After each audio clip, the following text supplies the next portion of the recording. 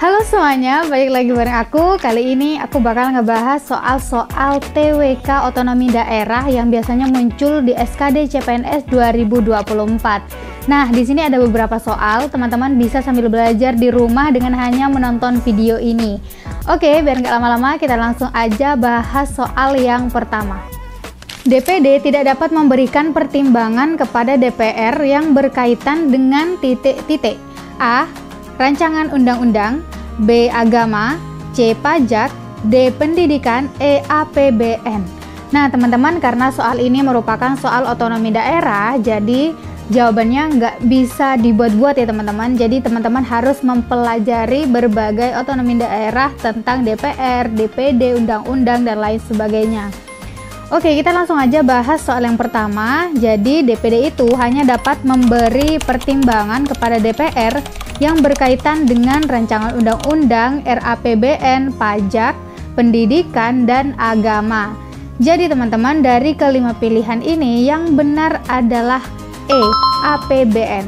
Soal yang kedua, DPD dapat melakukan pengawasan yang berkaitan dengan hal-hal berikut ini, kecuali A. Pelaksanaan Undang-Undang Otonomi Daerah, B. Hubungan pusat dengan daerah, C. Pembentukan dan pemekaran serta penggabungan daerah, D. Pengelolaan sumber daya alam dan sumber daya ekonomi lainnya, E. Benar semua. Kita bahas terlebih dahulu.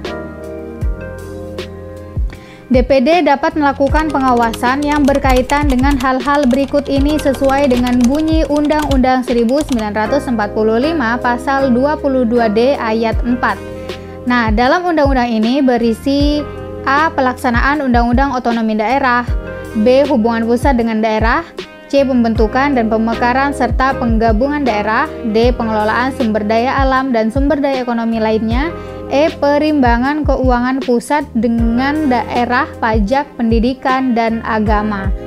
Jadi dari kelima pilihan jawaban di atas teman-teman, jawabannya adalah E, benar semua, karena dari keempat pilihan jawaban ada semua di dalam pembahasan. Jadi jawabannya adalah E ya teman-teman, benar semua. Soal nomor 3, Undang-Undang Pemerintahan Daerah diatur dalam A. UU nomor 31 tahun 2002, B. UU nomor 32 tahun 2004, C. UU nomor 30 tahun 2004, D. UU nomor 22 tahun 1999, E. UU nomor 19 tahun 2024. Silakan teman-teman jawabannya tulis di kolom komentar, sambil lalu mencari jawabannya kita akan bahas. Oke, pembahasan undang-undang yang mengatur tentang pemerintahan daerah diatur dalam Undang-Undang Nomor 32 Tahun 2004. Jadi, jawaban yang benar dari kelima pilihan jawaban adalah B, UU Nomor 32 Tahun 2004. Dalam sistem pemerintahan otonomi daerah, kedudukan DPRD adalah titik-titik terhadap kepala daerah. A. Sejajar, B. Lebih tinggi, C. Lebih rendah, D. Independen, E. Tidak terdefinisi. Sambil lalu teman-teman mencari jawaban, lalu tulis di kolom komentar, aku akan bahas. Jadi teman-teman, dalam sistem pemerintahan otonomi daerah, kedudukan DPRD adalah sejajar terhadap kepala daerah. Jadi sebagai unsur penyelenggara, DPRD merupakan bagian dari pemerintahan daerah sehingga kedudukan DPRD dan kepala daerah sama-sama sebagai penyelenggara pemerintah daerah. Kepala daerah berkedudukan sebagai lembaga eksekutif daerah, sedangkan DPRD berkedudukan sebagai lembaga legislatif daerah. Nah, teman-teman pasti sudah tahu jawabannya kan? Benar banget, jawaban yang benar dari kelima pilihan jawaban adalah A, sejajar. Jadi kedudukan DPRD adalah sejajar terhadap kepala daerah. Jadi sama ya teman-teman kedudukannya. Soal yang selanjutnya, hubungan wewenang antara pemerintah pusat, pemerintahan daerah, provinsi, kabupaten, dan kota atau antara provinsi dan kabupaten dan kota diatur dengan undang-undang memperhatikan A. Keragaman daerah, B. Kaidah agama, C. Mayoritas penduduk, D. Pendidikan, E. Sosial kebudayaan. Oke, langsung aja kita bahas.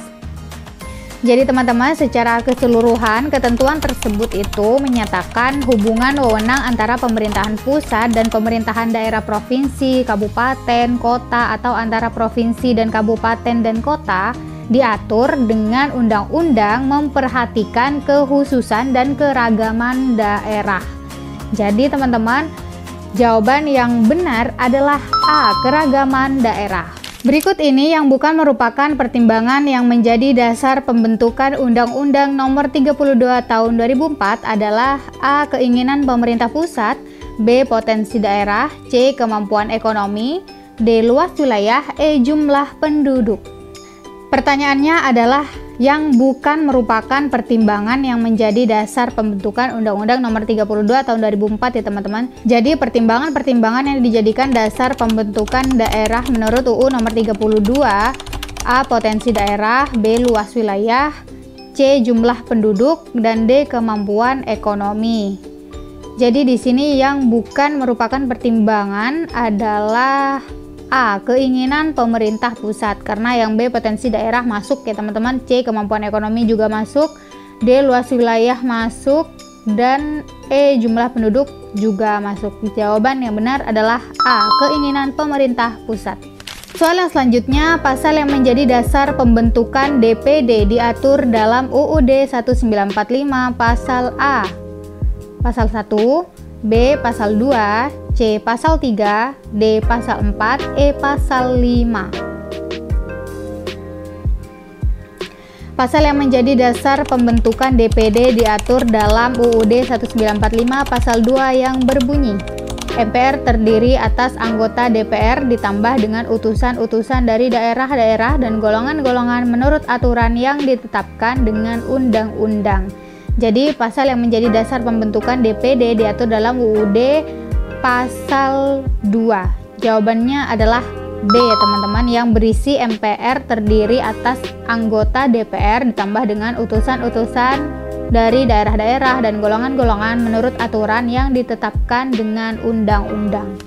Lanjut, pemerintahan daerah dalam menjalankan pemerintahannya juga tetap harus berdasarkan hukum yang berlaku. Hal ini dikarenakan pemerintah daerah juga harus melaksanakan asas pemerintahan, yaitu A, asas proporsionalitas, B, asas kepastian hukum, C, asas kepentingan umum, D, asas profesionalitas, E, asas akuntabilitas.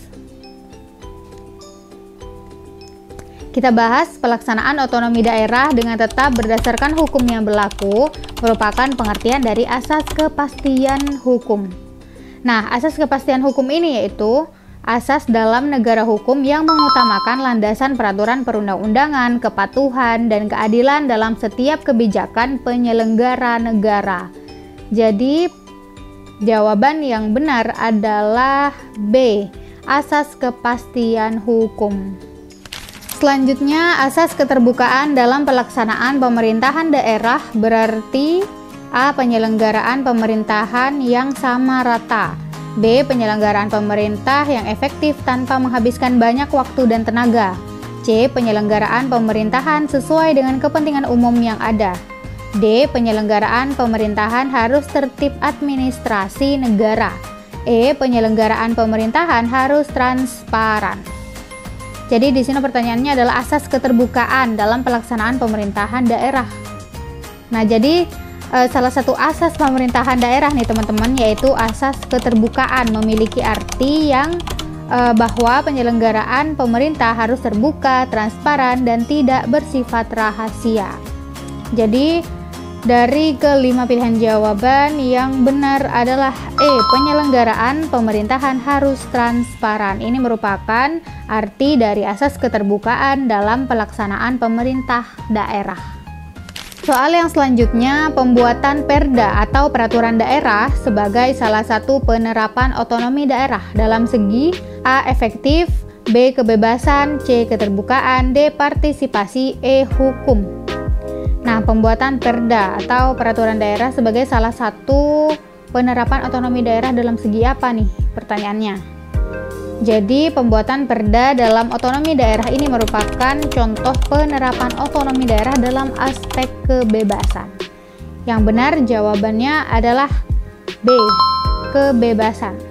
Oke teman-teman, itu tadi soal-soal tentang otonomi daerah yang bisa aku bahas. Kalian bisa sambil pelajari di rumah. Semoga sukses dan see you di next video. Aku bakal ngebahas beberapa soal-soal SKD CPNS 2024 yang lainnya. Jangan sampai ketinggalan. Jangan lupa like, comment, dan subscribe. See you di next video. Bye-bye.